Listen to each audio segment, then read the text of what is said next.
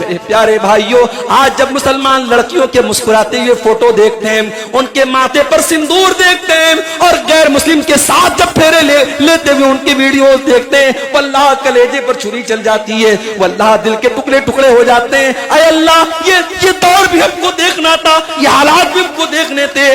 آج یہ قوم کس اسٹیج پر پہنچ گئی، کس بے غیرتی اور کس بے حیائی کے اسٹیج پر پہنچ گئی۔ میرے پیارے بھائیوں، اس طوفان بدتمیزی سے اپنی قوم کو بچا لو۔ میری بہنوں، جو اسلام آپ کو پردے میں نکلنے کی تعلیم دیتا ہے، آج کوئی بہروپیہ آ کر کے آپ کو پٹی پڑھاتا ہے اور آپ اس کی باتوں میں آ جاتی ہے اور آپ کو لگنے لگتا ہے کہ اسلام آپ کو رسیوں میں جکڑ رہا ہے۔ ارے اسلام تو وہ دین ہے جس نے آپ کو جینے کا ادھیکار دیا، جس دور میں آپ کو جینے بھی نہ دیا جاتا تھا، جس دور میں بیٹی کے پیدا ہونے پر بیٹی کا گلا دبا دیا جاتا تھا، جس دور میں بیٹی پیدا ہونے پر بیٹی کا باپ اپنی بیٹی کو زمین میں دفنا دیا کرتا تھا۔ میری بہنوں، اسلام وہ پاکیزہ مذہب ہے جس نے آپ کو جینے کا ادھیکار دیا۔ جس دور میں آپ کو مار دیا جاتا تھا، میرے نبی نے آپ کو جینے کا ادھیکار دیا، اور اتنا ہی نہیں، بیٹی پیدا ہونے پر میرے نبی نے جنت کی خوشخبری دی۔ اپنی بیٹیوں کو، اپنی لڑکیوں کو آپ اگر کالجوں میں تعلیم دے رہے، میں بالکل منع نہیں کرتا۔ اگر آپ کی بیٹیاں IAS کا ایگزام پاس کر رہی ہیں اور میڈیکل کا ایگزام پاس کر رہی ہیں اور ماں باپ کا نام روشن کر رہی ہیں، واللہ ہمیں اس پر کوئی اعتراض نہیں ہے، ہماری قوم کے لیے شرف کی بات ہے، مگر مجھے 2 سوالوں کا جواب چاہیے۔ الحمدللہ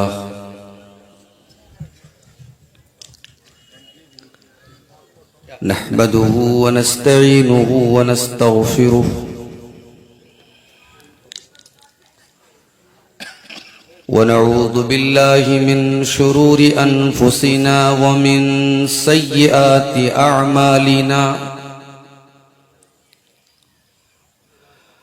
من يهده الله فلا مضل له ومن يضلل فلا هادي له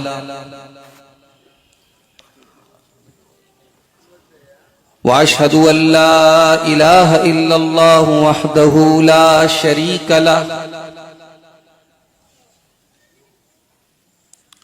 وأشهد أن محمدا عبده ورسوله يا أيها الذين آمنوا اتقوا الله حق تقاته ولا تموتن إلا وأنتم مسلمون يا أيها الناس اتقوا ربكم الذي خلقكم من نفس واحدة وخلق منها زوجها وبث منهما رجالا كثيرا ونساء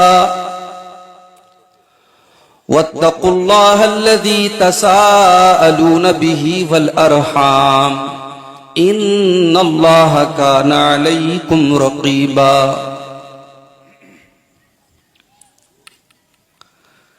يا أيها الذين آمنوا اتقوا الله وقولوا قولا سديدا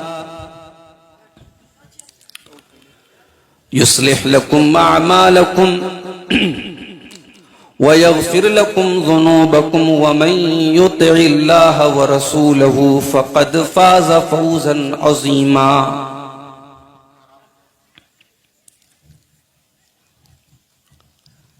أما بعد فإن خير الحديث كتاب الله وخير الهدي هدي محمد صلى الله عليه وسلم وشر الأمور محدثاتها وكل محدثة بدعة وكل بدعة ضلالة وكل ضلالة في النار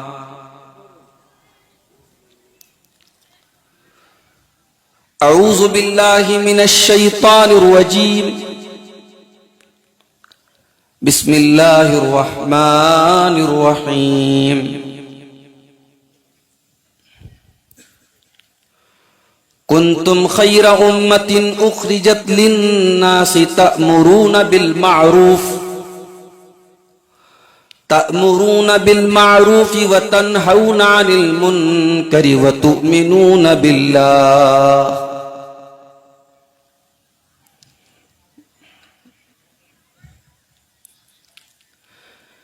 جگہ جی لگانے کی دنیا نہیں ہے، یہ عبرت کی جا ہے تماشا نہیں ہے، جہاں میں ہے عبرت کے ہر سو نمونے، مگر تجھ کو اندھا کیا رنگ بو نے، کبھی غور سے بھی یہ دیکھا ہے تو نے، جو معمور تھے وہ محل اب ہیں سونے، جگہ جی لگانے کی دنیا نہیں ہے، یہ عبرت کی جا ہے تماشا نہیں ہے، ملے خاک میں اہل شاہ کیسے کیسے، مکی ہو گئے لامکاں کیسے کیسے، ہوئے نامور بے نشاں کیسے کیسے، زمین کھا گئی آسماں کیسے کیسے، جگہ جی لگانے کی دنیا نہیں ہے، یہ عبرت کی جا ہے تماشا نہیں ہے، اجل نے نہ کسرا ہی چھوڑا نہ دارا، اسی سے سکندر صفاتہ بہارا، ہر ایک چھوڑ کے کیا کیا حسرت سدھارا، پڑا رہ گیا سب یہی ٹھاٹ سارا، جگہ جی لگانے کی دنیا نہیں ہے، یہ عبرت کی جا ہے تماشا نہیں ہے، تجھے پہلے بچپن میں برسوں کھلایا، جوانی نے پھر تجھ کو مجنوں بنایا، بڑھاپے نے پھر آ کے کیا کیا ستایا، اجل تیرا کر دے گی بالکل صفایا، جگہ جی لگانے کی دنیا نہیں ہے، یہ عبرت کی جا ہے تماشا نہیں ہے، یہی تجھ کو دھن ہے رہوں سب سے بالا، ہو زینت نرالی ہو فیشن نرالا، جیا کرتا ہے کیا یوں ہی مرنے والا، تجھے حسن ظاہر نے دھوکے میں ڈالا، جگہ جی لگانے کی دنیا نہیں ہے، یہ عبرت کی جا ہے تماشا نہیں ہے۔ صدر محترم، علماء کرام، محترم بزرگوں، نوجوان ساتھیوں، ماؤں اور بہنوں، پیارے بچوں، آج کا یہ پروگرام جون کے مہینے میں نہ رکھا گیا، مئی میں رکھا گیا، اس کے باوجود امید کے برخلاف بارش ہوئی اور پروگرام پر بھی اس کا بہت حد تک اثر ہوا۔ جلسے کے منتظمین نے بتایا کہ اور بھی لوگ آ سکتے تھے، پبلک آ سکتی تھی، لیکن بارش کے موسم کی وجہ سے بہت سارے لوگ نہیں آئے۔ پھر بھی رات کے 2 بج رہے ہیں اور آپ حضرات کی ایک بڑی تعداد جلسے میں موجود ہے۔ اللہ کے گھر کے لیے، مسجد کی تعمیر کے لیے آج کا یہ پروگرام ہو رہا ہے۔ آپ کا یہاں آنا، جمع ہونا اور اس مسجد کے لیے بڑھ چڑھ کر کے تعاون کرنا، یہ سب اللہ تعالیٰ قبول فرمائے۔ ہمارے مختلف علماء نے آپ کے سامنے اپنے اپنے انداز میں باتیں رکھی ہیں، مجھے بھی آپ کے سامنے کچھ باتیں رکھنی ہیں۔ میری باتوں کا تعلق خاص طور سے اپنے ان بھائیوں سے ہوگا اور ان بہنوں سے ہوگا جو جوانی کی دہلیز پر قدم رکھ چکے ہیں، جن کو ہم نوجوان کہتے ہیں۔ نوجوانوں کے تعلق سے ہمارے سماج میں کون کون سی برائیاں ہیں اور اسلام کیا میسج دیتا ہے نوجوانوں کو، شریعت کیا پیغام دیتی ہے نوجوانوں کے بارے میں، اس پر آج ہم انشاءاللہ کچھ روشنی ڈالیں گے۔ میرے بھائیوں، ہم سب جانتے ہیں انسانی زندگی کا بڑا قیمتی لمحہ ہوتا ہے جوانی کا دور۔ انسانی زندگی میں سب سے زیادہ اگر کوئی خوبصورت دور ہوتا ہے وہ جوانی کا دور ہوتا ہے۔ انسان ہر اعتبار سے پریپکو ہوتا ہے، میچور ہوتا ہے، فزیکلی، ایموشنلی، جسمانی اعتبار سے، ذہنی اعتبار سے انسان جوانی کی عمر میں مضبوط ہوتا ہے۔ اسی لیے اللہ تبارک و تعالی نے انسانی زندگی کے سارے دور میں جوانی کے دور کا الگ سے حساب اللہ تبارک و تعالی قیامت کے دن دے گا۔ اللہ کے پیارے نبی صلی اللہ علیہ وسلم فرماتے ہیں، ترمذی وغیرہ کے اندر یہ حدیث موجود ہے، لا تزول قدم ابن آدم من عند ربه یوم القیامت حتی یسالان خمس۔ قیامت کے دن ابن آدم انسان اپنی جگہ سے ہل بھی نہ پائے گا جب تک 5 سوالوں کا جواب نہ دے دے۔ پہلا سوال کیا جائے گا عن عمرہ فیما افنا، میرے بندے تو نے اپنی زندگی کو کہاں گزارا۔ دوسرا سوال کیا جائے گا وعن شبابہ فیما ابلا، تو نے اپنی جوانی کو کہاں گزارا۔ پہلا سوال جب ساری زندگی کے بارے میں کیا گیا، جوانی بھی آلریڈی اس کے اندر شامل ہے، لیکن جوانی کی اہمیت دیکھو میرے بھائیو، جوانی کا الگ سے حساب ہوگا۔ میرے بندے جب تو 16 سال کا، 18 سال کا ہو گیا، جب تو بالغ ہو گیا، جب تو جوان ہو گیا، جذبات کے بادل تیرے ذہن و دماغ میں امٹنے لگے اور گناہوں کے موقع تجھے ملنے لگے، زنا کے اڈے بھی تجھے اپنی طرف بلانے لگے، شراب کا نشہ بھی تجھے اپنی طرف دعوت دینے لگا، بدکاری اور زناکاری کے موقع بھی تجھ کو ملنے لگے، میرے بندے تو نے اس جوانی کے قیمتی دور کو کہاں گزارا۔ وَعَنْ شَبَابِهِ فِيمَا أَبْلَىٰ، میرے بندے یہ بتا تو نے جوانی کو کہاں گزارا۔ تیسرا سوال وَعَنْ مَالِهِ مِنْ أَيْنَ اكْتَسَبَهُ، تو نے مال کہاں سے کمایا۔ کہیں ایسا تو نہیں کہ ڈریم 11 کے ذریعے تو نے پیسہ کمایا، کہیں ایسا تو نہیں کہ IPL کے میچوں میں تو نے سٹا لگا کر کے پیسہ کمایا، کہیں ایسا تو نہیں کہ تاش کے پتوں کے ذریعے تو نے جوا کھیل کے پیسہ کمایا، کہیں ایسا تو نہیں کہ سود و بیاج کے ذریعے تو نے بینک میں FD کرا کر کے پیسہ کمایا، کہیں ایسا تو نہیں کہ لوگوں کو تو سود پر قرضہ دے دے کے ان سے سود کی رقم وصول کر کے اپنے آپ کو کروڑ پتی بناتا رہا، تو رشوت لے کر کے اپنے بینک بیلنس کو مضبوط کرتا رہا۔ وَعَنْ مَالِهِ مِنْ أَيْنَ اكْتَسَبَهُ، تو نے مال کہاں سے کمایا۔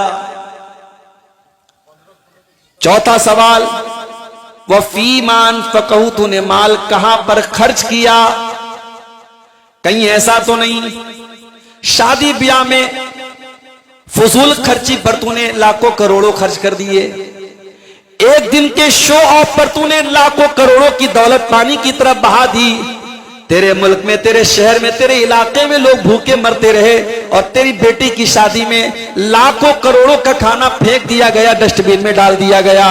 کہیں ایسا تو نہیں تو نے شراب کے اڈوں پہ اپنا پیسہ برباد کیا، کہیں ایسا تو نہیں تو نے حرام چیزوں پر اپنا پیسہ خرچ کیا۔ وَفِيمَا أَنْفَقَهُ، تو نے مال کہاں پہ خرچ کیا۔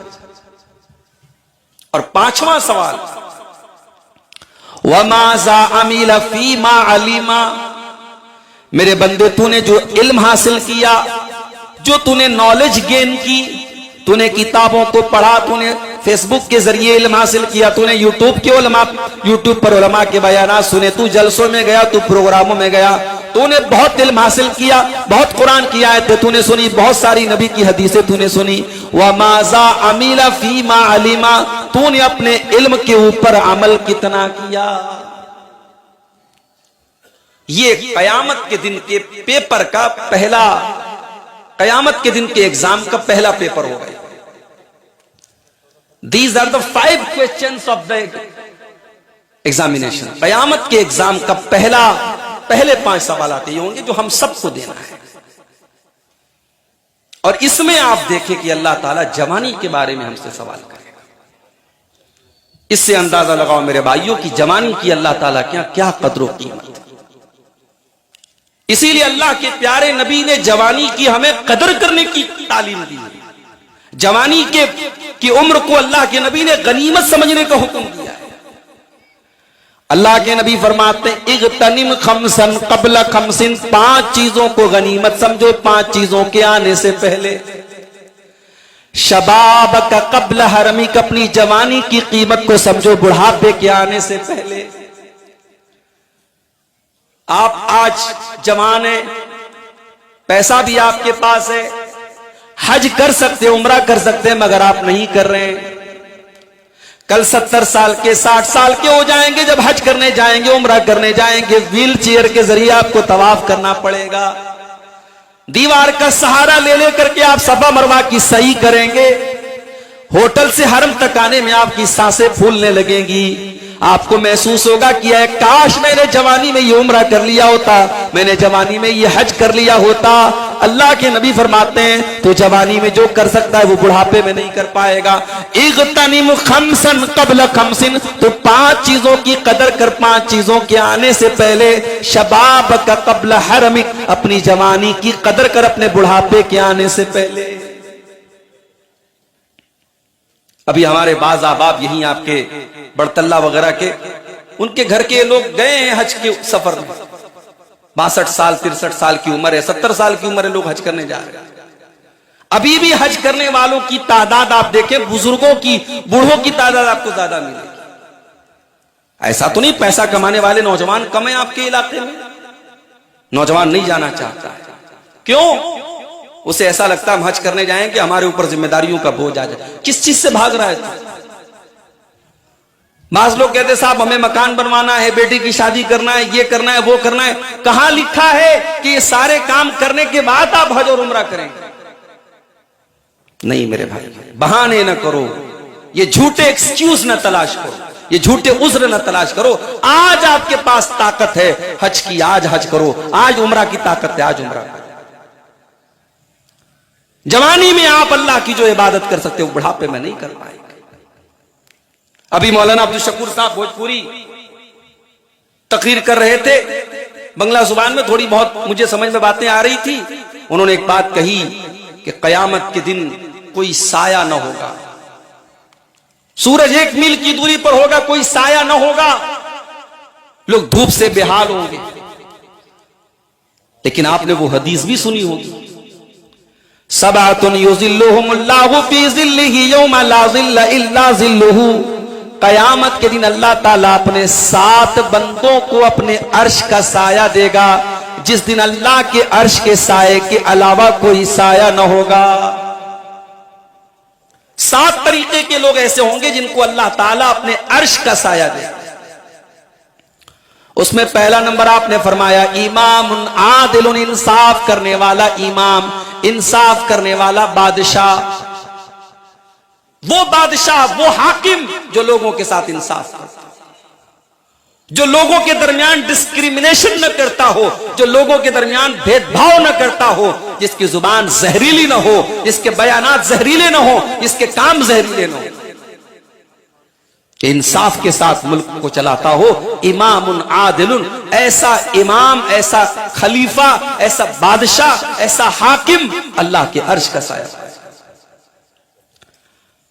اس کے بعد آپ نے فرمایا وَشَابٌ نَشَا فِي عِبَادَةِ اللَّهِ, وہ نوجوان جس کی جوانی اللہ کی عبادت میں گزری ہو.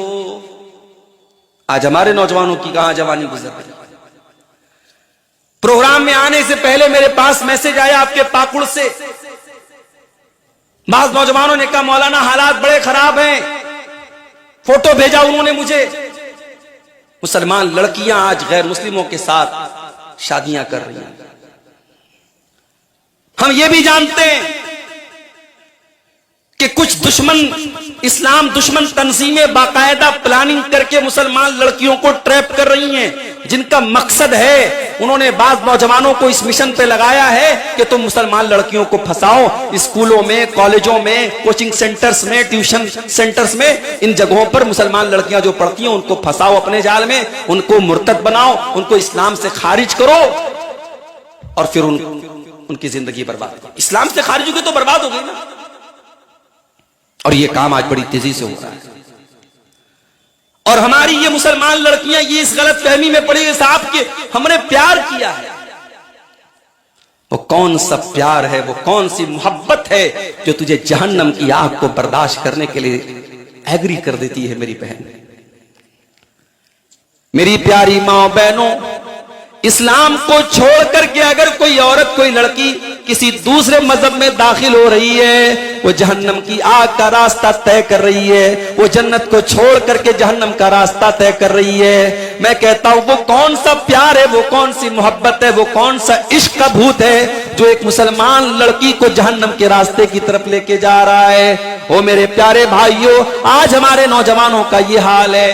بھائی کما رہا ہے, باپ کما رہا ہے, کوئی آپ کے جھارکھنڈ کے باہر دلی, بمبئی, کلکتہ میں جا کے پیسے کما رہا ہے, کوئی سعودی اور دبئی میں جا کر کے پیسے کما رہا ہے, اور گھر کی لڑکیاں وہ شاپنگ وہ کر رہی ہیں, گھومنے پھرنے وہ جا رہی ہیں, پڑھنے کے لیے بڑے بڑے کالجوں میں وہ جا رہی ہیں, اور کوئی ان کا سرپرست نہیں, کوئی ان کا گارجین نہیں, کوئی ان کے اوپر نظر رکھنے والا نہیں ہے. اور حالات یہ ہے کہ بڑی تیزی سے آج آپ کی عزت و آبرو کے ساتھ کھیلا جا رہا ہے, اور آپ کی مسلمان بہنوں کو اور آپ کے گھروں کی مسلمان بیٹیوں کو بڑی تیزی سے اس لو ٹریپ میں, اس محبت کے, اس عشق کے جال میں پھنسا کر کے ان کو مرتد بنایا جا رہا ہے. میرے پیارے بھائیوں, آج اپنی لڑکیوں کو آج اگر آپ نے اسلام کی صحیح تعلیم دی ہوتی, ایمان سکھایا ہوتا, عقیدہ سکھایا ہوتا, تو شاید یہ حالات نہ پیدا ہوتے.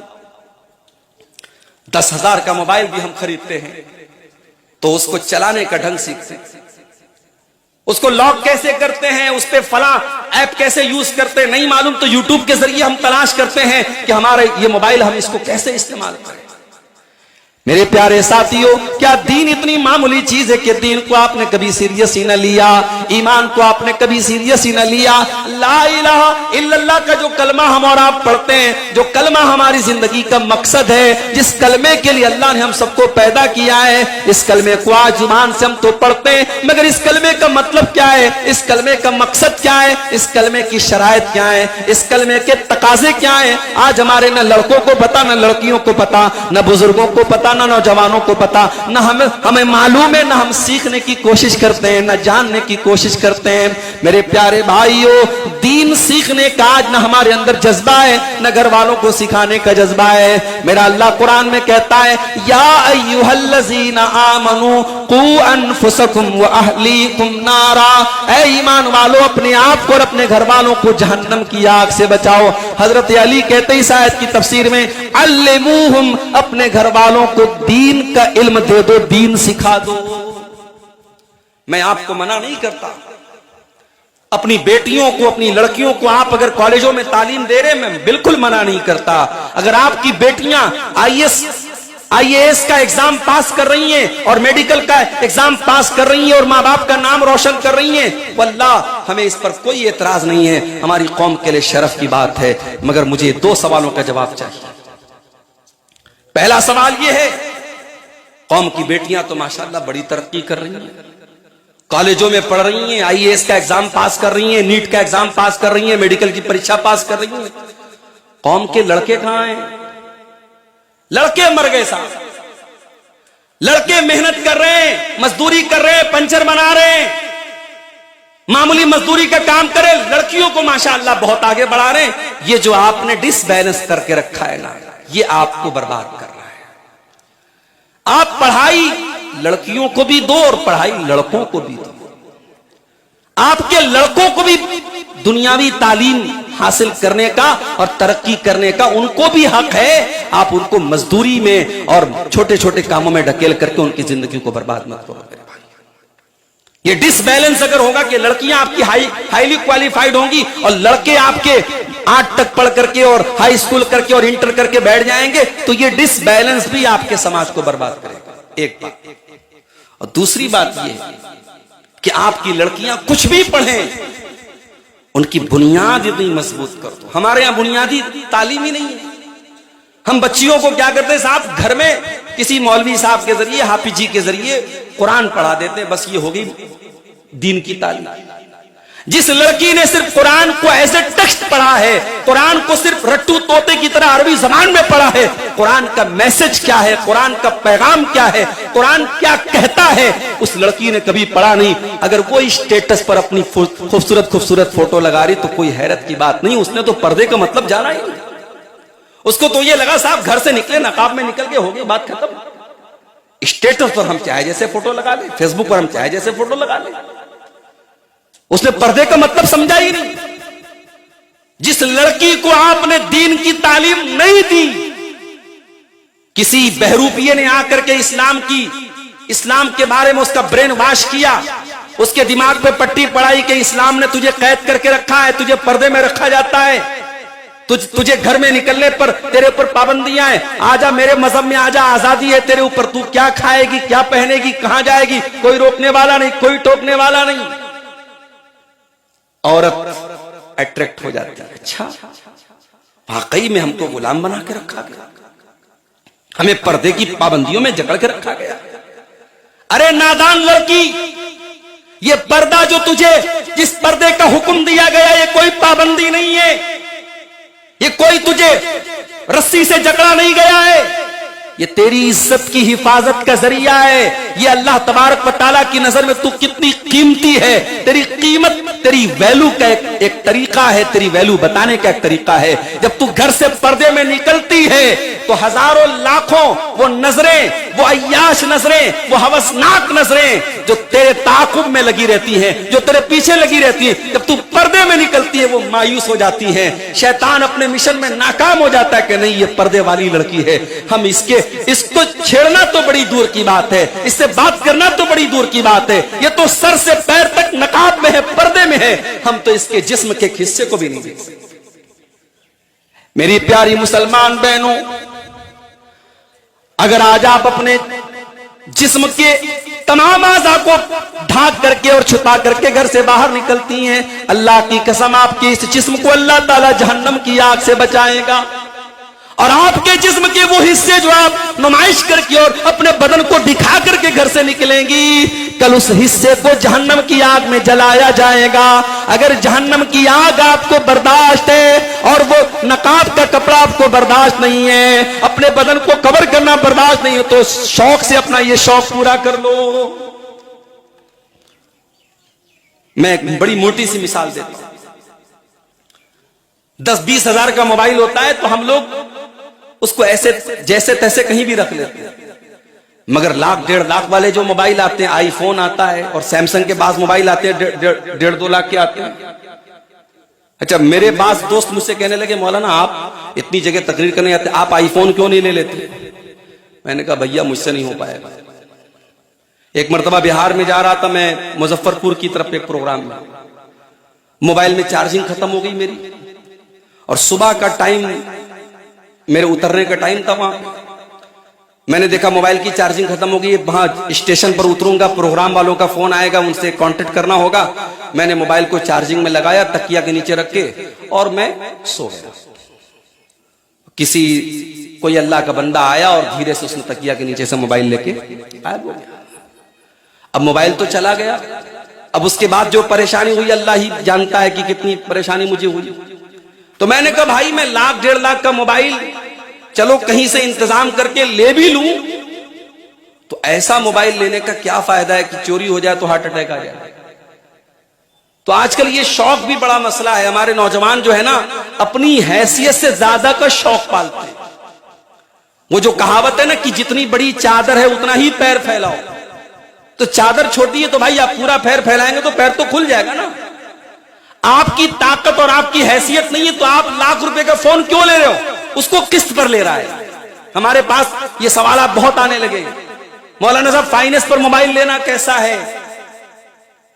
مسئلہ اپنی جگہ ہے بھائی. فائننس پر کوئی سامان لینے کی کیا شرعی حیثیت ہے؟ آپ کے پاکڑ کے جو بڑے بڑے علماء ہیں آپ ان سے پوچھئے. جائز ہے فائننس پر سامان لینا، جائز ہے، مگر بڑی کنڈیشنز ہیں. اور آپ کے انڈیا کی جو فائننس کمپنیز ہیں، چاہے وہ بجاج کا کارڈ ہو، چاہے وہ آپ کی اور کمپنیاں، آپ وہ کنڈیشن پوری نہیں ہوتی ہے وہاں پہ. اگر وہ 0% انٹرسٹ بھی دے رہی ہے تب بھی اگر آپ کی مہینے کی ای ایم آئی 2 تاریخ کو کٹ رہی ہے اور 2 تاریخ کو آپ نے پیسہ نہیں پے کیا، 4 تاریخ کو پے کیا، فوراً پینالٹی لگے گی. اور یہ پینالٹی حرام ہے. کون سی کمپنی ایسی ہے جو آپ سے پینالٹی نہیں لے گی؟ تو کوئی چیز آپ نقد میں الگ قیمت میں لے اور ادھار میں اور فائننس میں الگ قیمت میں لے، جائز ہے، مگر کنڈیشنز ہیں اس میں. آج وہ کنڈیشن ہمارے انڈیا کی بہت کم کمپنیاں ہی پوری کر سکتی ہیں. اس لیے بہت شدید مجبوری ہو، جیسے کوئی بڑی کار لینا ہے، 4 ویلر لینا ہے، تو لوگ بتاتے ہیں کہ اس کو کیش لینے میں بڑے مسائل ہیں، اس کو فائننس ہی کرانا پڑتا ہے. تو وہ ایک مجبوری ہو سکتی ہے. آپ موبائل فائننس کرا رہے ہیں، آپ 10,000 کا موبائل لے سکتے مگر آپ 40,000 کا لے رہے ہیں، آپ مہینے مہینے قسط بھر رہے ہیں. تو یہ شوق جو پورا کرنے کا معاملہ ہے میرے بھائیوں، یہ آج ہمارے نوجوانوں کو برباد کر رہا ہے. تو قیمتی جب موبائل ہوتا ہے تو آدمی اس کی حفاظت کرتا ہے. اسلام کی نظر میں عورت بھی قیمتی ہے. اتنی قیمتی ہے کہ اللہ کے نبی فرماتے ہیں الدنیا کلھا متاع، دنیا پوری کی پوری فائدہ اٹھانے کی چیز ہے. وخیر متاع دنیا، اور دنیا کی سب سے قیمتی دولت المرأۃ الصالحہ، نیک عورت ہے. سب سے قیمتی دولت نیک عورت. میری پیاری بہنوں، آپ جب پردے میں نکلتی ہو، آپ کا پردہ دنیا والوں کو کیا پیغام دیتا ہے؟ اللہ قرآن میں کہتا ہے یا ایھا النبی قل لازواجک وبناتک ونساء المؤمنین یدنین علیہن من جلابیبہن. اے نبی اپنی بیویوں سے کہہ دیجئے، اپنی بیٹیوں سے کہہ دیجئے، اور تمام مسلمان عورتوں سے کہہ دیجئے جب وہ اپنے گھر سے نکلے یدنین علیہن من جلابیبہن، تو وہ اپنے اوپر جلباب ڈال لیں. یہ قرآن کا حکم ہے، یہ یونیورسل حکم ہے. یہ جھارکھنڈ کے آپ کے مجلاڈی گاؤں پر بھی اپلائی ہوگا اور بنگال کے علاقوں میں بھی اپلائی ہوگا. بڑی عجیب بات ہے صاحب. میں بنارس کا رہنے والا ہوں. ہمارے بنارس میں کچھ مسلمانوں کی برادریاں ایسی ہیں جہاں عورتیں پردہ ہی نہیں کرتی. وہاں کہا جاتا ہے صاحب یہ برادری مسلمانوں کی، یہ فلاں برادری، ان کے پردہ نہیں ہے. پردے کا تعلق کسی برادری سے نہیں ہے میرے بھائی. پردے کا تعلق کسی کاسٹ سے نہیں ہے، کسی جاتی سے نہیں ہے. پردے کا تعلق اسلام سے ہے، پردے کا تعلق قرآن سے ہے، پردے کا تعلق مسلمان سے ہے. اللہ قرآن میں کہہ رہا ہے یدنین علیہن من جلابیبہن. جب یہ عورتیں گھر سے نکلیں تو اپنے اوپر جلباب ڈال لیں، اپنے اوپر چادر ڈال لیں. اب ذرا غور کرنا میری بہنوں، جو مسلمان عورت ہوگی وہ پردے میں نکلے گی. ذالک ادنی ان یعرفن فلا یؤذین. اور یہ پردہ دنیا والوں کو بتائے گا یہ مسلمان عورت ہے، یہ با پردہ عورت ہے، یہ عفت مآب عورت ہے، یہ پاک باز عورت ہے، اور کوئی اس کو چھیڑنے کی جرات نہ کرے گا. او میری بہنوں، جو اسلام آپ کو پردے میں نکلنے کی تعلیم دیتا ہے، آج کوئی بہروپیہ آ کر کے آپ کو پٹی پڑھاتا ہے اور آپ اس کی باتوں میں آ جاتی ہے اور آپ کو لگنے لگتا ہے کہ اسلام آپ کو رسیوں میں جکڑ رہا ہے. ارے اسلام تو وہ دین ہے جس نے آپ کو جینے کا ادھیکار دیا جس دور میں آپ کو جینے بھی نہ دیا جاتا تھا، جس دور میں بیٹی کے پیدا ہونے پر بیٹی کا گلا دبا دیا جاتا تھا، جس دور میں بیٹی پیدا ہونے پر بیٹی کا باپ اپنی بیٹی کو زمین میں دفنا دیا کرتا تھا. اور یہ کوئی قصہ کہانی نہیں ہے، قرآن کریم اس واقعے کو بیان کرتا ہے وَإِذَا بُشِّرَ أَحَدُهُمْ بِالْأُنثَىٰ ظَلَّ وَجْهُهُ مُسْوَدًّا وَهُوَ كَظِيمٌ. جب بیٹی کی خوشخبری سنائی جاتی تھی، جب باپ کو پتہ لگتا تھا میرے گھر میں بیٹی پیدا ہوئی ہے، باپ کا چہرہ کالا پڑ جاتا تھا. يَتَوَارَىٰ مِنَ الْقَوْمِ مِنْ سُوءِ مَا بُشِّرَ بِهِ. बेटी का बाप अपना चेहरा अपनी कौम को से छुपाया करता था। अयुमसिकुहु अला हुनिनम यदुस्सुहु फित्तुराब, कि क्या करूं, अगर बेटी को पालता हूं तो समाज में जलील होना पड़ेगा, और दूसरा रास्ता यह कि बेटी को ले जाके जमीन में गाड़ दूं। ये दस्तूर था। बेटी पैदा होने पर जमीन में गाड़ दिया जाता था, ये दस्तूर था। मेरे नबी ने आके ऐलान किया, इन्नल्लाह हर्रमा अलैकुम हुकूकल उम्महात व बादल बनात। ऐ मुसलमानों, माँ की नाफरमानी करना और बेटी को जमीन में दफन कर देना हराम है। बेटी को पैदा होने के बाद जमीन में गाड़ देना हराम है। मेरे नबी ने आके ये मैसेज सुनाया। मेरे नबी ने कुरान की आयत पढ़ के सुनाई, वइज़ल मौऊदतु सुइलत बिअय्यि ज़ंबिन कुतिलत। ओ बेटियों को कत्ल करने वालों, वो बेटियों की हत्या करने वालों, वो बेटियों को मारने वालों, कल कयामत के दिन तुम्हें हिसाब देना पड़ेगा। हमारी एक स्टूडेंट है ऑनलाइन, हमसे उन्होंने तालीम हासिल की है, इसी बिहार की आपके मोतिहारी की रहने वाली है, डॉक्टर है, मेडिकल डॉक्टर है। उनका एक दिन मेरे पास मैसेज आया, मौलाना मेरे हॉस्पिटल में ऐसे भी केस आते हैं, बच्चा पैदा होता है नाजायज तरीके से मामला हुआ था और बच्चा पैदा होता है, और मां जो होती है या कपल जो होते हैं बच्चे को छोड़ के चले जाते हैं, और हमारे पास ऐसे भी जोड़े आते हैं जो उन बच्चों को मांगते हैं। तो क्या हम उन बच्चों को दे सकते हैं या उन बच्चों को किसी अच्छे लोग इंसान की परवरिश में दे सकते हैं? तो मैंने कहा कोई हर्ज की बात नहीं, किसी भी माँ बाप की गलती की सजा उसके बच्चे को क्यों दी जाए? बच्चा अगर पैदा हुआ है, उसकी जिंदगी बचाना चाहिए, उसको जीने का अधिकार है। हालात ये है मेरे भाइयों समाज के, आज जिनाकारी और बदकारी के जरिए जन्म दिए जाने वाले बच्चे आज या तो मां के पेट में ही कत्ल कर दिए जाते हैं अबॉर्शन के जरिए, या फिर हॉस्पिटलों के डस्टबिन में फेंक दिए जाते हैं। हजारों वाकयात आपके सामने मौजूद है। मेरी बहनों, इस्लाम वो पाकीज़ा मजहब है जिसने आपको जीने का अधिकार दिया है। जिस दौर में आपको मार दिया जाता था, मेरे नबी ने आपको जीने का अधिकार दिया। और इतना ही नहीं, बेटी पैदा होने पर मेरे नबी ने जन्नत की खुशखबरी दी। आपने फरमाया, मनिबतुलिया मिन हाज़िहिल बनाति शैया कुन्न लहू सित्रम मिनन नार। जिसको अल्लाह ताला बेटी दे करके आजमाता है, जिसके हिस्से में बेटी आती है, जिसको बेटी की परवरिश करना पड़ता है और इस इम्तिहान में वो खरा उतर जाता है, अल्लाह के नबी फरमाते हैं कुन्न लहू सित्रम मिनन नार। वो बेटियां अपने माँ बाप को जहन्नम की आग से बचाती हैं। और आपने ये भी फरमाया, मन आला जारियतैनी, जिसने दो बेटियों को पाला, हत्ता तब लोगा, यहां तक कि वो बेटियां जवान हो गई, जा यौमल क़ियामा, वो इंसान कयामत के दिन आएगा, इस हाल में आएगा, अना वहुआ कहातैन। आपने अपनी दोनों उंगलियों से इशारा करके फरमाया, जैसे ये दोनों उंगलियां एक दूसरे से मिली हुई हैं, एक दूसरे से अटैच है। बेटी को पालने वाला और बेटी को पालने वाली, बेटी की परवरिश करने वाले माँ बाप कयामत के दिन अल्लाह के नबी के साथ रहेंगे। ये मकाम है बेटी की सही परवरिश करने वाले का। मेरी बहनों, इस्लाम के ताल्लुक से कोई ब्रेन वॉश करता है और आपका ब्रेन वॉश हो जाता है, ये है कहीं ना कहीं बुनियाद कमजोर है। ये मस्जिद की तामीर होने के लिए आज ये चंदा किया जा रहा है, कल यहां मस्जिद कायम होगी, अल्लाह करे बेहतरीन और शानदार मस्जिद कायम हो।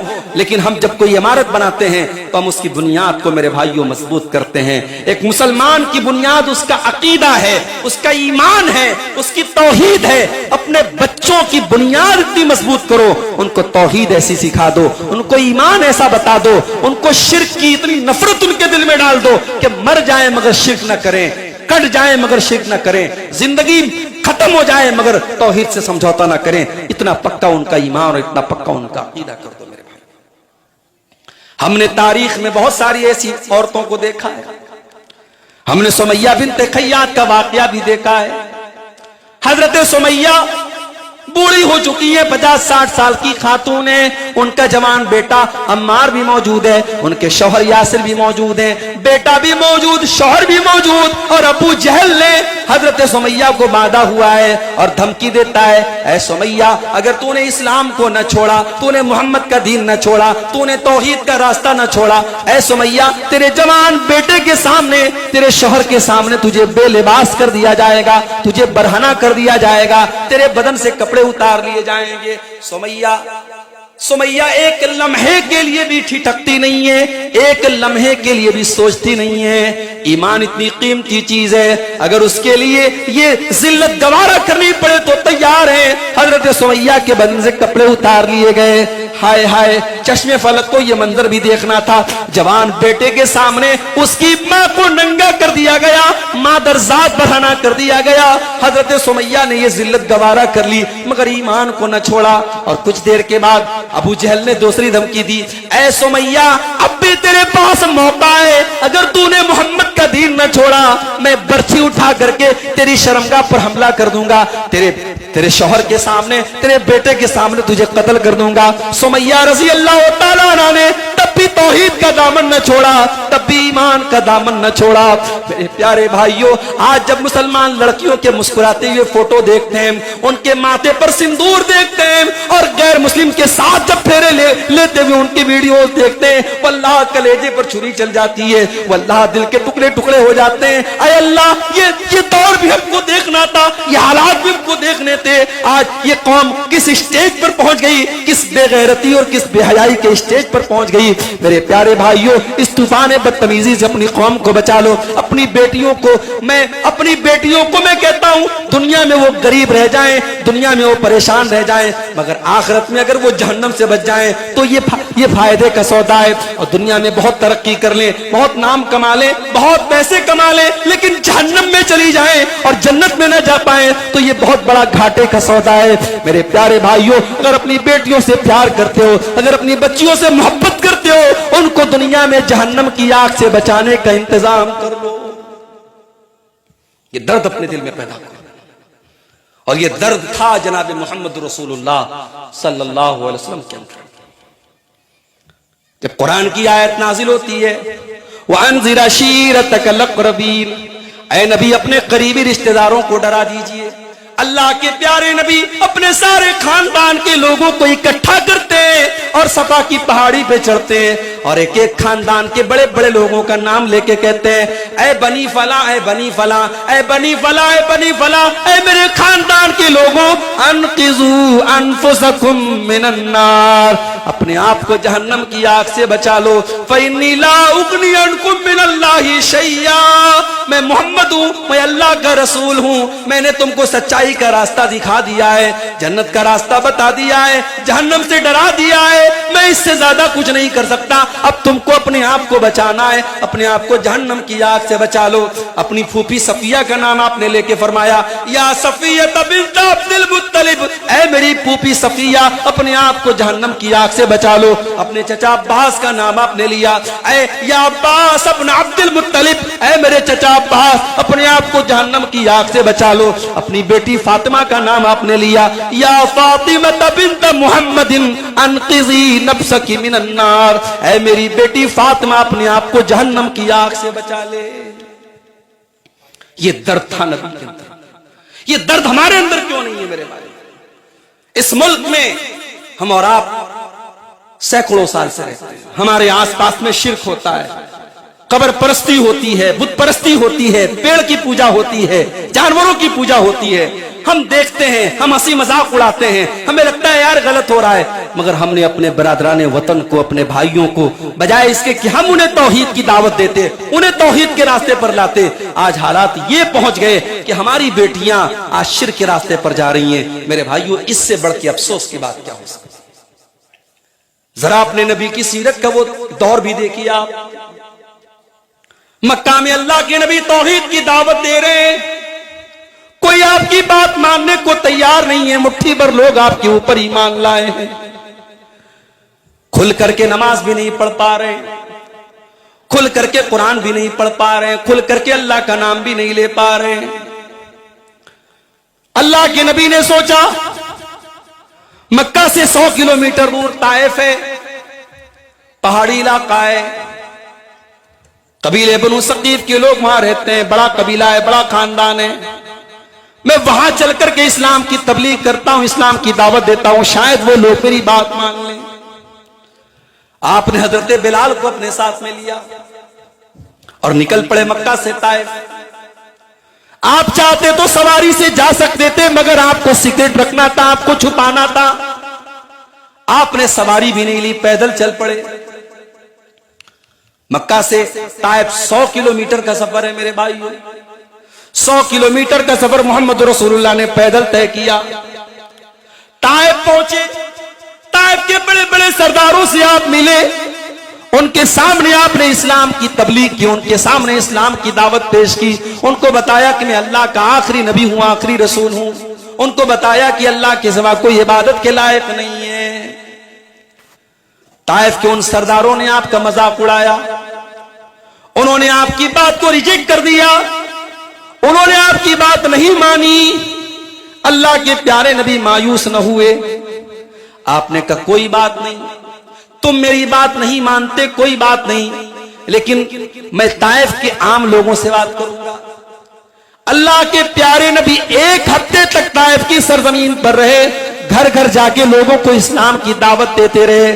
ایک آدمی بھی میرے نبی کا کلمہ پڑھنے کو تیار نہیں ہے. اسلام اتنی آسانی سے نہیں پہنچا ہے میرے بھائیوں. ہم بڑی قربانیاں دی ہیں نبی نے، بڑی قربانیاں دی ہیں صحابہ. یا آج ہم لوگ جو بڑے آرام سے مسجد میں نماز پڑھ لیتے ہیں، اللہ اکبر کی صدا بلند کر لیتے ہیں، بڑی تکلیفیں سہی ہے نبی نے، شاید ہمیں اندازہ نہیں ہے. طائف کی سرزمین پر ایک آدمی میرے نبی پر ایمان لانے کو تیار نہیں ہے.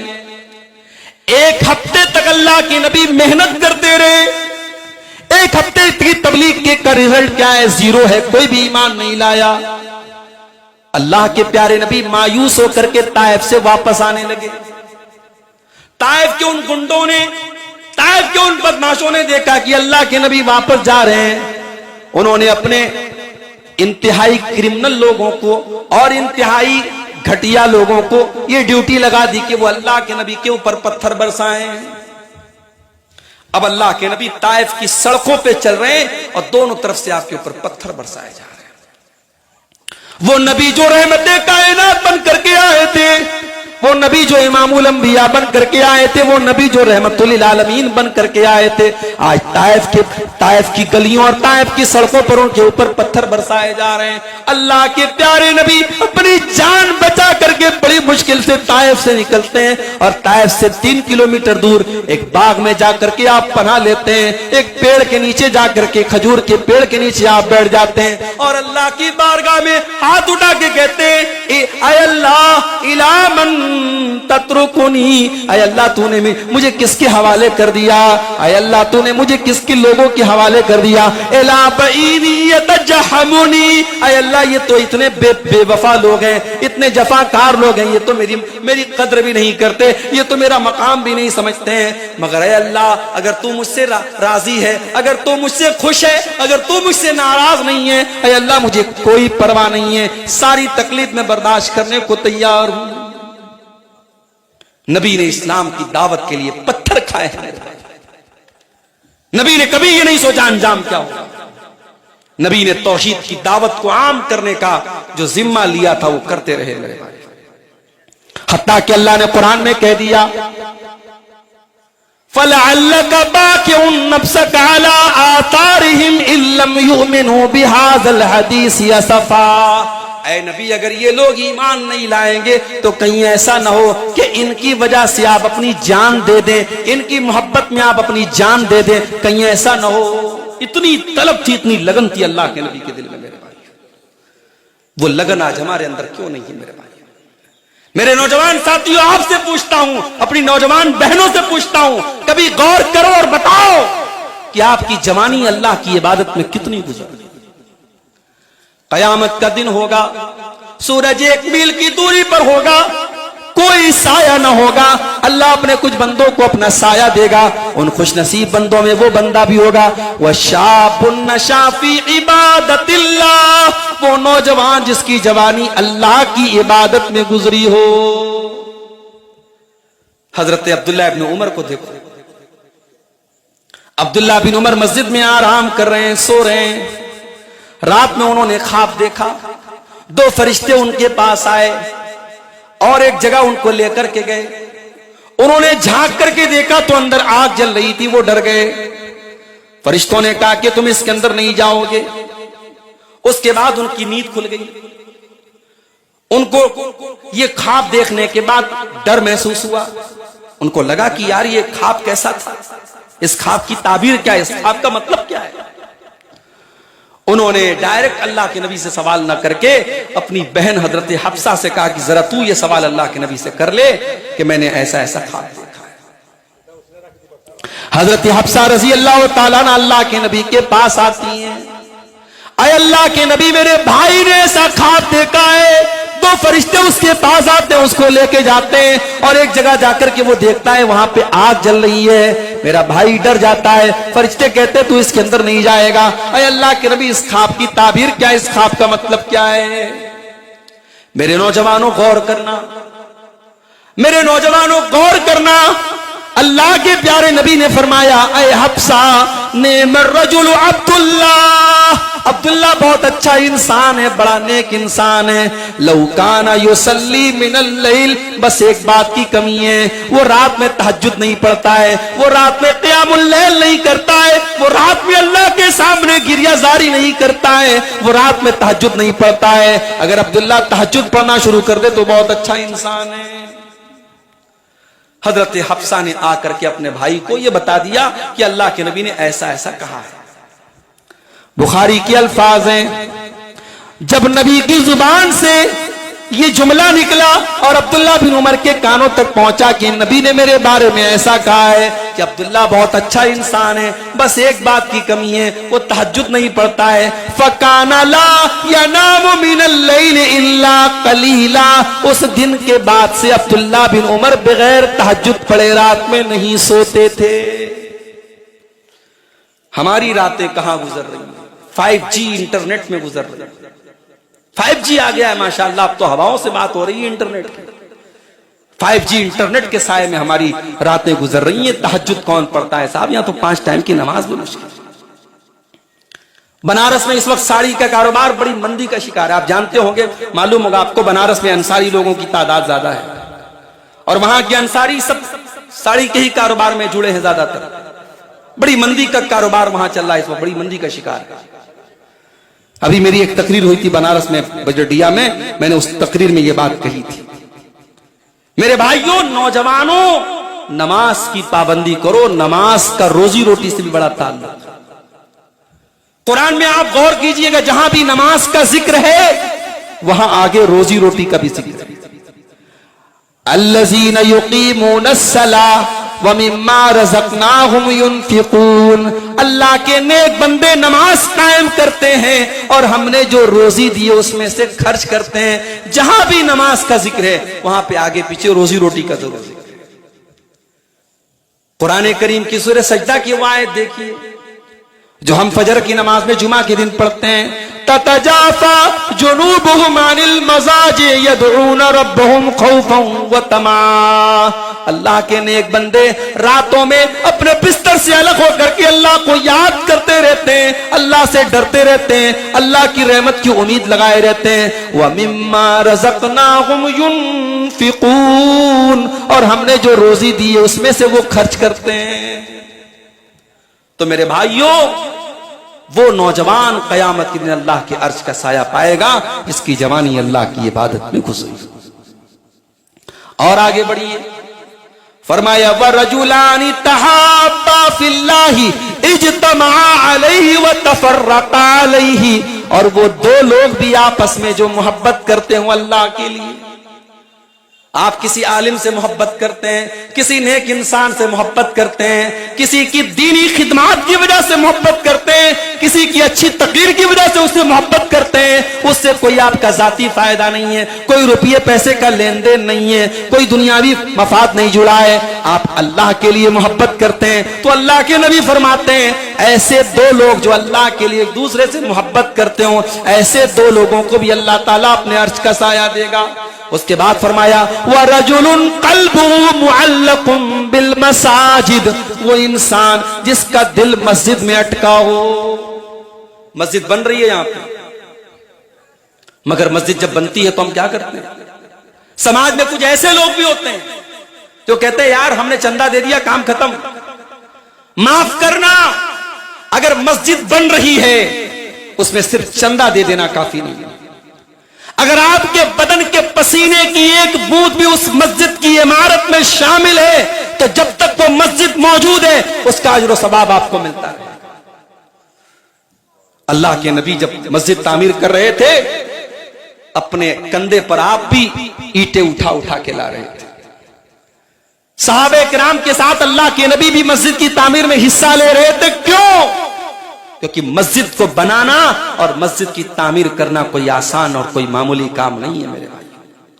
انما یامر مساجد اللہ من آمن باللہ والیوم الآخر، اللہ فرماتا ہے مسجد کی تعمیر تو وہی لوگ کرتے ہیں جو اللہ کے اوپر ایمان رکھتے ہیں، جو قیامت کے دن کے اوپر ایمان رکھتے ہیں۔ وَلَمْ يَخْشَ إِلَّا اللَّهُ، جو صرف اللہ سے ڈرتے ہیں۔ اللہ کے پکے بندے، اللہ کے مومن بندے وہ مسجد کی تعمیر کرتے ہیں۔ میرے بھائیو، مسجد بنائیے اور مسجد کو شاندار طریقے سے بنائیے اور اس میں حصہ لیجئے، اس لیے کہ مسجد سے اگر آپ کا دل لگا ہے، کبھی کبھی مسجدوں میں آپ کے محلے کی، آپ کی گاؤں کی مسجد ہے، آپ اس انتظار میں نہ رہیے مؤذن صاحب آ کے جھاڑو لگائیں گے، آپ بھی جا کے کبھی جھاڑو لگا دیجئے، کبھی مسجد کی خدمت میں آپ حصہ لے لیجئے، آپ چھوٹے نہیں ہو جائیں گے، مسجد کی صفائی کر کے آپ کا مقام اور بڑا ہو جائے گا۔ میرے پیارے ساتھیوں، قیامت کے دن اللہ کے عرش کا سایہ وہ انسان بھی پائے گا جس کا دل مسجد میں لگا ہو، جس کو نماز کی چنتا ہو، جس کو نماز کی فکر ہو، جو ایک نماز پڑھ کے آتا ہو تو اگلی نماز کی اس کو فکر ہو، وہ انسان بھی قیامت کے دن اللہ کے عرش کا سایہ پائے گا۔ اور آگے بڑھیے، فرمایا وَرَجُلٌ دَعَتْهُ امْرَأَةٌ ذَاتُ مَنْصَبٍ وَجَمَالٍ فَقَالَ إِنِّي أَخَافُ اللَّهَ، قیامت کے دن وہ انسان بھی اللہ کے عرش کا سایہ پائے گا جس کو کوئی خوبصورت عورت، کوئی پیسے والی عورت گناہ کی دعوت دے اور وہ یہ کہہ کے ٹھکرا دے کہ میں اللہ سے ڈرتا ہوں۔ آج تو دعوت مانگی جاتی ہے، آج تو گناہ کا موقع تلاش کیا جاتا ہے، آج تو ہمارے نوجوان گناہ کا موقع تلاش کرتے ہیں۔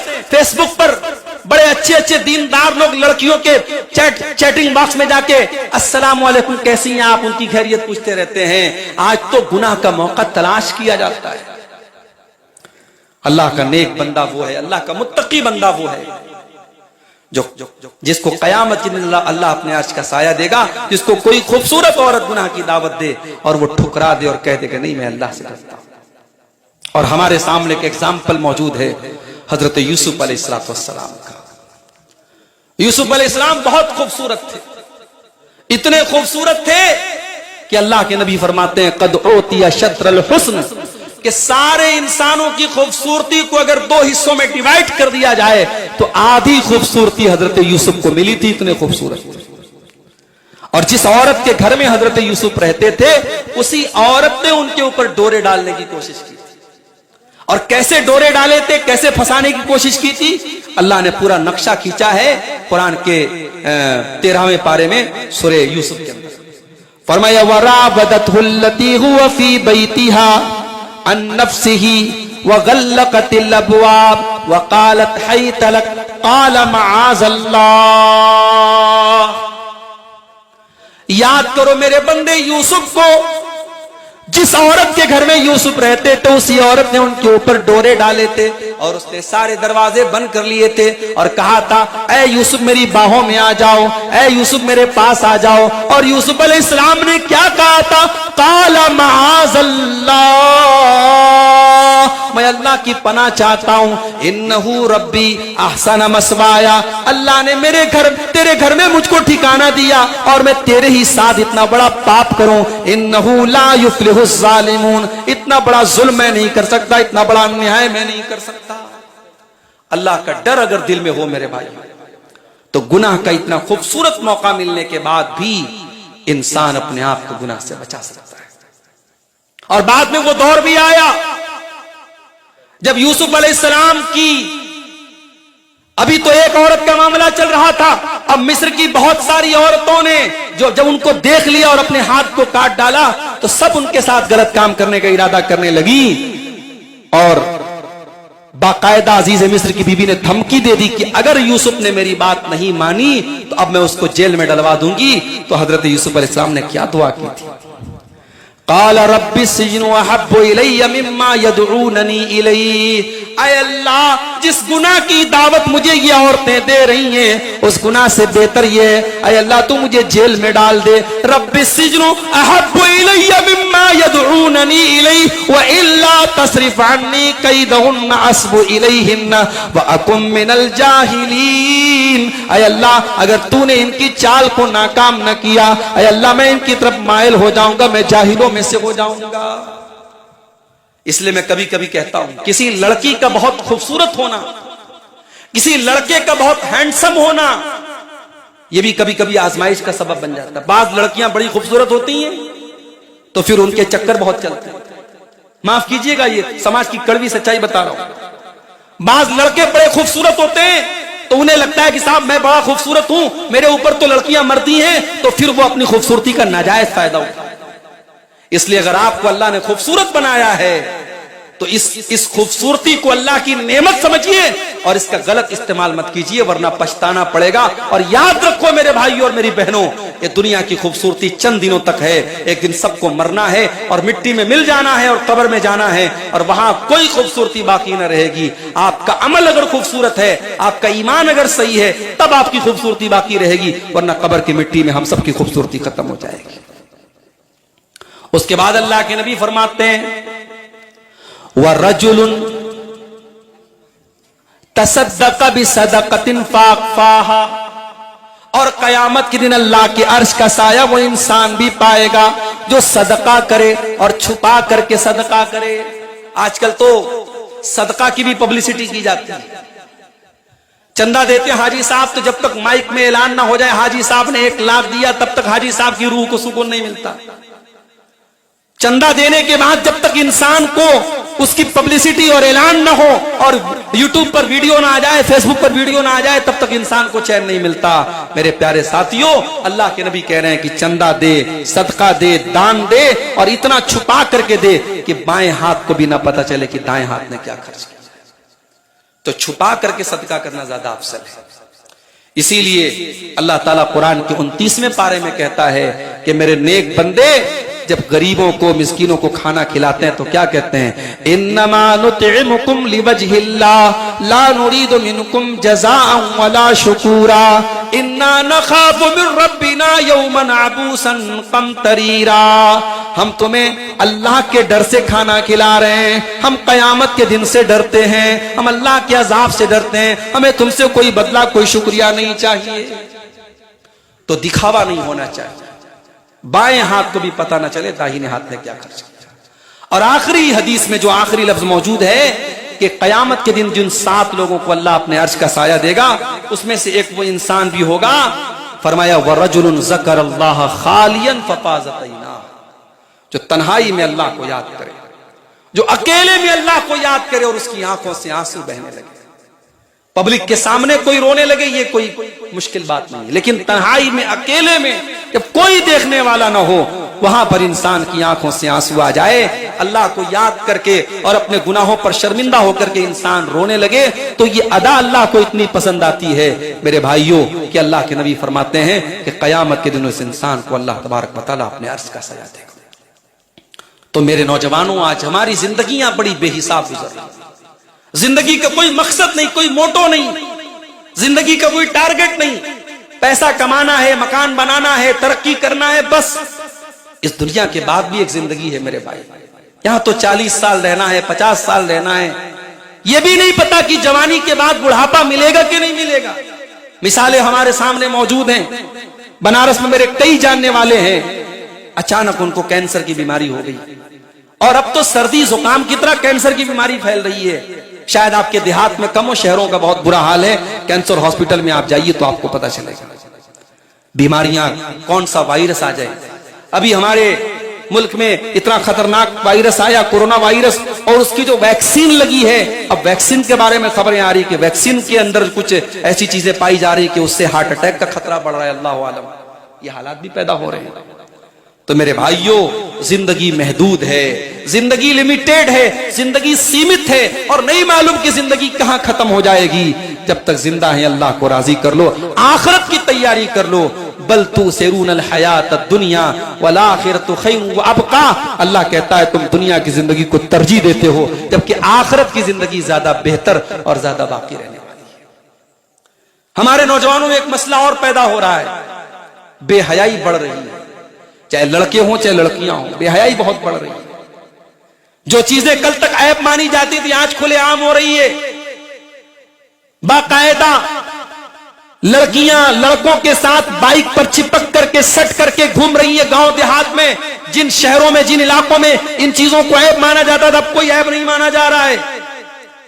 یہ بے حیائی جو سماج میں پھیل رہی ہے میرے بھائیوں، اللہ کے نبی نے فرمایا الحیاء والایمان قرنا جمیعا، حیا اور ایمان کا بڑا گہرا رشتہ ہے۔ جب حیا نکلے گی تو ایمان نکلے گا، ایمان نکلے گا تو حیا نکلے گی۔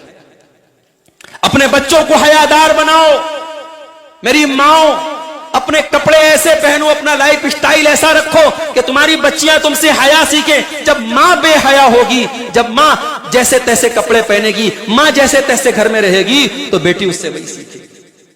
اسلام تو وہ پاکیزہ مذہب ہے میرے بھائیوں، جو ایک عورت کو دوپٹہ رکھنے کا طریقہ بھی سکھاتا ہے۔ فرمایا وَلْيَضْرِبْنَ بِخُمُرِهِنَّ عَلَى جُيُوبِهِنَّ، اے مسلمان عورتوں تمہارا دوپٹہ تمہارے سینے پر ہونا چاہیے۔ وَلَا يَضْرِبْنَ بِأَرْجُلِهِنَّ لِيُعْلَمَ مَا يُخْفِينَ مِنْ زِينَتِهِنَّ، اور جب تم زمین پہ چلو تو اپنے پیر کو زمین پہ زور زور سے مار کے نہ چلا کرو، تمہارے پائل کی جھنکار بھی غیر مردوں تک نہ پہنچے۔ جو اسلام عورت کے پائل کی جھنکار کو غیر مردوں تک جانے کی اجازت نہیں دیتا ہے، وہ اسلام لپسٹک لگا کر کے، سج کر کے، سمر کر کے، خوشبو میں بس کر کے کسی محفل میں، کسی مجلس میں، کسی پروگرام میں، کسی شادی میں، کسی فنکشن میں جانے کی اجازت کیسے دے دے گا؟ کیا شادی کے موقع پر بے پردگی جائز ہو جاتی؟ کیا کسی کے گھر میں شادی ہو تو عورتیں جیسے جس کے سامنے چاہے اس کے سامنے چلی جائیں، یہ جائز ہو جاتا ہے؟ نہیں میرے بھائیوں، بے پردگی ہر دن حرام ہے اور ہر وقت حرام ہے، اور شادی کے موقع پر بھی حرام ہے۔ ہمارے یہاں شادی میں کھلا لائسنس دے دیا جاتا ہے۔ اور شادیوں میں کیا ہو رہا ہے؟ ہلدی کی رسم ہو رہی ہے۔ ہلدی والے دن ساری لڑکیاں پیلا کپڑا پہنیں گی۔ بنارس کے قریب میں 100 کلومیٹر دور ایک جگہ مئو ہے، مئو کا ایک ویڈیو بڑا وائرل ہوا۔ ایک اچھے خاصے دیندار گھر میں باقاعدہ ہلدی کی رسم منائی جا رہی ہے، اور بہن کے سسرال میں جو کپڑے وغیرہ جا رہے ہیں، بھائی لوگ وہ سامان لے کے جا رہے ہیں، اور ان کے سر کے اوپر جو ہے باقاعدہ کپڑے سے سایہ کیا جا رہا ہے۔ یہ سب بالی ووڈ کے فلموں اور جو ہے پاکستانی سیریلوں سے متاثر ہو کر کے یہ رسم و رواج آج ہمارے سماج میں بھی رائج ہے۔ لڑکیوں کے دوپٹے پر باقاعدہ لکھا جاتا فلانے کی دلہن، اور باقاعدہ جو ہے وہ نکاح نامہ پر سگنیچر کے ٹائم باقاعدہ ویڈیو بنایا جا رہا ہے، اور کیمرہ مین لڑکیوں کے بیچ میں، عورتوں کے بیچ میں، آپ کے گھر کی عزت کے بیچ میں آ کے ویڈیو ریکارڈنگ کر رہا ہے۔ یہ بے حیائی اور یہ بے غیرتی آج ہمارے شادی بیاہ کو برباد کر رہی ہے، اور اس کا اثر یہ ہے کہ ہمارے پاس فون آتا ہے، مولانا 1 مہینہ شادی کا ہوا اور بیوی ساتھ میں رہنا نہیں چاہتی ہے، خلا مانگ رہی ہے، طلاق مانگ رہی ہے، کسی اور کے ساتھ بھاگ گئی ہے، رشتے برباد ہو رہے ہیں، رشتوں کی مریادہ ختم ہو رہی ہے۔ کیوں؟ کہ جب آپ نے شادی ہی سنت کے خلاف کی ہے، شادی کا طریقہ ہی پورا سنت کے خلاف ہے، جو شادی اسلام کی اور شریعت کے خلاف ہو رہی ہے، تو شادی میں برکت کہاں سے آئے گی اور رشتے میں برکت کہاں سے آئے گی؟ میرے بھائی، ہمارے نوجوانوں میں ایک مسئلہ اور پیدا ہو رہا ہے، وقت کی بربادی۔ دنیا کی قومیں ترقی کر رہی ہیں اپنے ٹائم کا صحیح استعمال کر کے، اور ہمارا نوجوان اپنے ٹائم کو برباد کر کے اپنے آپ کو بھی برباد کر رہا ہے، اپنی قوم کو بھی برباد کر رہا ہے۔ اس کے پاس اتنا ٹائم ہے، یہ کئی گھنٹے بیٹھ کر کے موبائل پر گیم کھیلتا رہتا ہے، فیس بک کی ریلز دیکھتا رہتا ہے، یوٹیوب کے شارٹس دیکھتا رہتا ہے۔ اپنے ٹائم کی ویلیو کو سمجھو میرے بھائی، ٹائم دنیا کی سب سے قیمتی چیز ہے، اور اسی لیے اللہ نے قرآن میں زمانے کی قسم کھائی ہے، والعصر، قسم ہے زمانے کی۔ زمانے سے مراد ٹائم اور وقت ہے۔ ٹائم اتنی قیمتی چیز ہے، اگر آپ کی زندگی سے ایک منٹ بھی برباد ہوا ہے وہ واپس نہیں آ سکتا ہے۔ اسی لیے اللہ کے پیارے نبی صلی اللہ علیہ وسلم نے ہمیں ٹائم کی قدر و قیمت کو سمجھنے کی آپ نے تعلیم دی ہے، اور اللہ کے نبی نے فرمایا ہے کہ اپنے وقت کو غنیمت سمجھو، وَفَرَاغَكَ قَبْلَ شُغْلِكَ، اپنے ٹائم کو غنیمت سمجھو اس سے پہلے کہ تم بزی ہو جاؤ۔ آج اگر آپ کے پاس ایک منٹ کا بھی وقت ہے اس کا صحیح استعمال کیجیے۔ ہمارے نوجوانوں کے اندر نشے کا رجحان بھی بہت تیزی سے بڑھ رہا ہے۔ شراب کی دکانوں پہ آپ جا کے دیکھیں، بہت بڑی تعداد میں مسلمان نوجوان بھی آپ کو مل جائیں گے۔ پہلے بعض نوجوان شوق میں اور جو ہے اسٹیٹس کے طور پہ شراب کا نشہ کرتے ہیں، پھر عادت پڑ جاتی ہے تو شراب پینے لگتے ہیں۔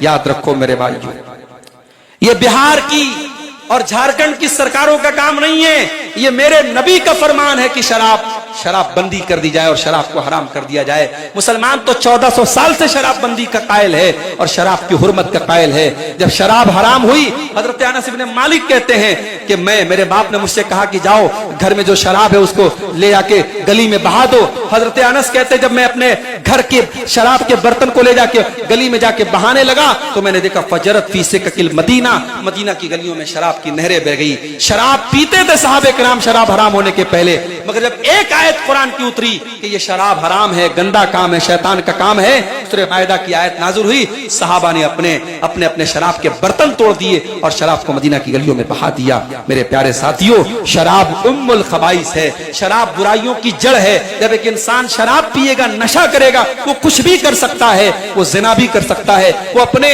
ماں بہن اور بیٹی کے درمیان فرق نہیں کر سکتا ہے، وہ کسی محرم رشتہ دار کے ساتھ بھی غلط کام کر سکتا ہے۔ تو شراب کی یہ لعنت آج ہمارے سماج کو برباد کر رہی ہے، اس لعنت سے بھی اپنے آپ کو، ہمیں اور آپ کو بچانا چاہیے۔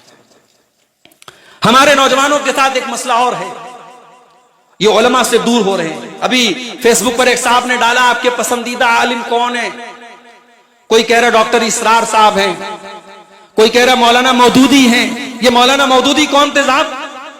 انہوں نے کتاب لکھی ہے خلافت و ملوکیت، جس میں حضرت معاویہ کو اور حضرت عثمان غنی کو اتنا برا بھلا کہا ہے اور اتنے گندے الزامات لگائے ہیں، اللہ کی پناہ۔ یہ ڈاکٹر اسرار احمد کون تھے؟ بڑی بڑی باتیں کرتے تھے لیکن عقیدہ وحدت الوجود کے قائل تھے۔ ان کا عقیدہ تھا کہ زمین و آسمان میں ہر جگہ اللہ ہے، ہر چیز میں اللہ ہے، یہ عقیدہ تھا۔ پھر میں نے دیکھا کہ اس فیس بک کی پوسٹ پر کسی نے کہا میرے پسندیدہ اسکالر انجینئر علی مرزا ہے۔ یہ انجینئر علی مرزا کون ہے صاحب؟ یہ صاحب پاکستان کے رہنے والے ہیں اور یہ اپنے آپ کو اتنا بڑا قابل سمجھتے ہیں۔ ان کا کہنا ہے کہ میں سارے علماء کی میں نے دکانیں بند کر دوں، سارے علماء کو یہ غلط قرار دیتے ہیں، اور ان کا نعرہ ہے کہ نہ میں بابی نہ میں وہابی، میں ہوں مسلم علمی کتابی، یہ ان کا نعرہ ہے۔ مگر حقیقت کیا ہے؟ یہ شیعوں کی اور رافضیوں کی تائید کرتے ہیں۔ یہ صحابہ کرام کے بارے میں نوجوانوں کا ذہن خراب کرتے ہیں۔ قرآن کی آیتیں ڈھنگ سے پڑھنا نہیں آتا، عربی زبان ڈھنگ سے آتی نہیں، اور اسکالر بنے پھرتے ہیں اور ان کے ماننے والے ان کو اپنا امام مانتے ہیں۔ میرے نوجوان ساتھیوں، اپنے مستند علماء سے اپنا تعلق جوڑو، اپنے آتھینٹک علماء سے اپنا تعلق جوڑو۔ وقت کے اندر بہت سارے فتنے پیدا ہو رہے ہیں، زمانے میں بہت سارے فتنے پیدا ہو رہے ہیں۔ ان فتنوں سے تمہیں بچانے کا اگر کوئی کام کریں گے تو جو صحیح علماء ہیں، جو قرآن و سنت کے جانکار علماء ہیں، جو مستند علماء ہیں، وہی یہ کام کر سکتے ہیں۔ اس لیے علماء کے ساتھ اپنا تعلق جوڑو، علماء سے دور ہو جاؤ گے تو برباد ہو جاؤ گے۔ اللہ کے پیارے نبی نے فرمایا قیامت کے پہلے ایک ایسا دور بھی آئے گا، اللہ تعالیٰ دنیا سے علماء کو اٹھا لے گا، حتیٰ اذا لم یبقی عالما، اور جب علماء نہیں بچیں گے اتخذ الناس رؤوسا جہالا، لوگ جاہلوں کو اپنا سردار بنا لیں گے، اور جب جاہلوں کو اپنا سردار بنائیں گے فسئلوا فافتوا بغیر علم، جاہلوں سے فتویٰ پوچھیں گے اور وہ غلط سلط فتویٰ دیں گے اور خود بھی گمراہ ہوں گے اور دوسروں کو بھی گمراہ کریں گے۔ اس دور کے بڑے بڑے فتنوں میں سے ایک فتنہ یہ بھی ہے کہ ہمارا نوجوان کمائی کے سلسلے میں احتیاط نہیں کرتا، کون سی کمائی حلال ہے کون سی کمائی حرام ہے اس بات کی پرواہ نہیں کرتا۔ کتنے ہمارے نوجوان نیٹ ورکنگ کا بزنس کر رہے ہیں، نئی نئی کمپنیاں آتی ہیں، نوجوانوں کو لبھاتی ہیں، لاکھوں کروڑ لے کے بھاگ جاتی ہیں، اور جب بھاگ جاتی ہے تب یہ ہاتھ مل کے افسوس کرتے ہیں۔ میرے نوجوانوں، کسی ایسی فراڈ کمپنی کے چکر میں نہ پڑو، حلال طریقے سے پیسہ کمانے کے ہزاروں طریقے ہیں، حلال طریقے سے پیسہ کماؤ، حرام راستے نہ اپناؤ۔ اللہ کے پیارے نبی فرماتے ہیں یاتی علی الناس زمان، ایک زمانہ لوگوں پر ایسا آئے گا لا یبال المرء من این اخذ المال، انسان اس بات کی پرواہ نہیں کرے گا کہ حلال طریقے سے پیسہ کما رہا ہے یا حرام طریقے سے پیسہ کما رہا ہے۔ میرے بھائیوں، حلال طریقے سے پیسہ کماؤ، انشاءاللہ گھر میں برکت آئے گی، روزی روٹی میں برکت پیدا ہوگی، اور آپ اس کی برکت اپنے زندگی میں محسوس کریں گے۔ اور حرام پیسہ گھر میں آئے گا تو آپ محسوس کریں گے گھر کے رشتے خراب ہوں گے، ماں باپ میں دوری پیدا ہوگی، بچوں میں جھگڑے پیدا ہوں گے، اور گھر کی برکت ختم ہو جائے گی، گھر میں نحوست آ جائے گی۔ گناہ جو ہوتا ہے اس کے اندر ایک نحوست ہوتی ہے، گناہ اپنے ساتھ بہت ساری بے برکتی لاتا ہے۔ آج ہمارے گھروں سے جو برکت جا رہی ہے وہ حرام کمائی کی وجہ سے بھی جا رہی ہے۔ اپنی کمائی کو میرے بھائیوں ہم حلال کریں۔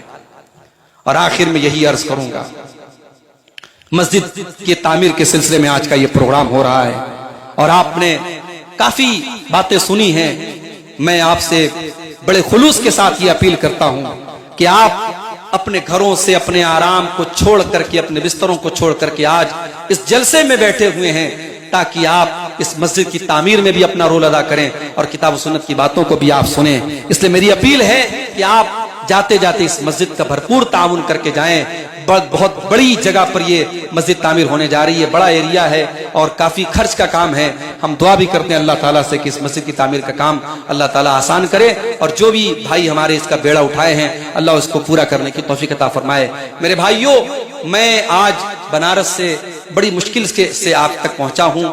میری ٹرین برہم پترا سے میرا ٹکٹ بنا تھا اور ٹرین میری مس ہو گئی، چھوٹ گئی۔ 5 منٹ وقت کی قیمت دیکھیے، 5 منٹ میں لیٹ ہو گیا اسٹیشن پہنچنے میں، کچھ مجبوری کی وجہ سے میں 5 منٹ لیٹ پہنچا، اور میری آنکھوں کے سامنے سے ٹرین نکل گئی، اور اس کے بعد کوئی دوسری ٹرین نہیں تھی جو برہروا یا پاکڑ کے علاقے میں آتی ہو۔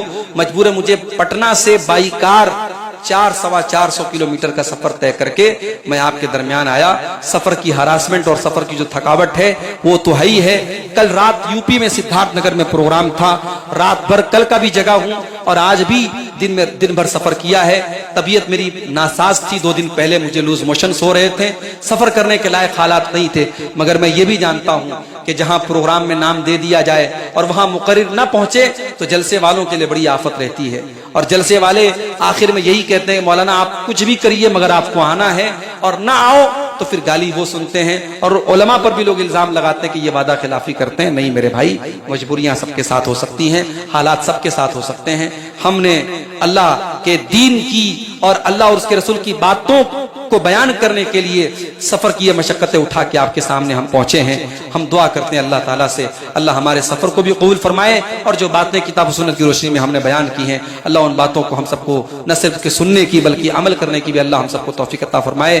رب العالمین ہماری ماں بہنوں کی بھی اصلاح فرمائے، ہماری وہ بہنیں جو کفار کے نرغے میں جا چکی ہیں اور جن کو مرتد بنایا جا چکا ہے، جن کو اسلام سے نکالا جا چکا ہے، اللہ ہماری ان بہنوں کو زندگی میں ہدایت کے راستے پہ واپس لوٹنے کی توفیق عطا فرمائے۔ اللہ ہمیں اپنے گھر کی لڑکیوں کی صحیح نگرانی اور صحیح تربیت کرنے کی توفیق عطا فرمائے۔